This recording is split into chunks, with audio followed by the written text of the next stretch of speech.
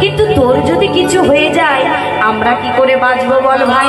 তাই কি বলছে মা, বলছি ওরে ভাই ওই বনদা বানলে আরো বিশ্বতলে প্রাণদান দিলে তুমি।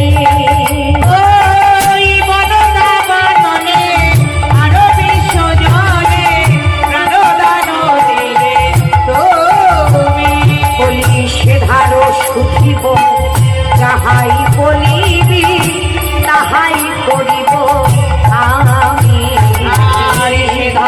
সুখিব যাহাই বলিবি তাহাই করিব আমি। তখন বলছো ওখানে একবার বল কি হয়েছে। তখন গোবিন্দ কি করেছে জানো মা, অমনি চুপি চুপি করে চোখটা খুলছে ধীরে ধীরে, আর ধীরে চুপ খুলে কি বলছে, সজল নয়ন হেরিয়া বয়ান সজল নয়ন হেরিয়া বয়ান পরানো কেমন করে দীনবন্ধ কহে তনুমান চলে রাধার বিরহ জরে।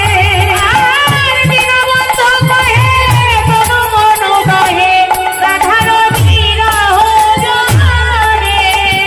তখন গোবিন্দ নয়ন মেলে বলছে সুবল, সুবলকে বলছে ওরে সুবল আমার ওই চম্পক বরণীর কথা মনে পড়েছে, অর্থাৎ রাধারানী, তুই তাড়াতাড়ি করে আমায় রাধারানী এনে দে, না আমি প্রাণে বাঁচব।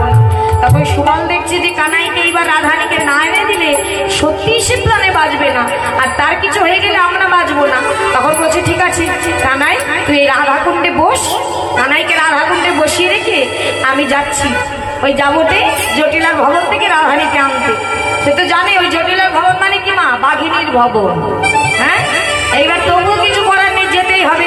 তাই সুবল সখা বড় চতুর, চলে গেল কেমন ভাবে, ছুটতে ছুটতে যাচ্ছে। সুচতুরে সুবল পবন গতি ধা হলো আওলো যাবতে হিমা। এসে কি করলেন মা, কোথায় এলেন, ওই রাধারানীর শ্বশুরালয়ের সামনে। এসে মা ওই যে কথায় বলে না, যেখানে বাঘের ভয় সেখানে সন্ধ্যা হয়, তাই তো। এইবার দেখুন ভয় পাচ্ছিল কার, জটিলা বুড়ি। যদি দেখতে পায় তাহলে তোমাকে এখানেই প্রাণে মেরে দেবে, কিন্তু রাধারানীকে যে নিতে হবে।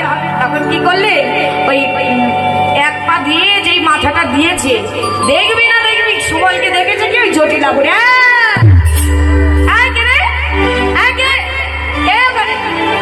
তখন বলছে সুবল ভয়ে বলছে মা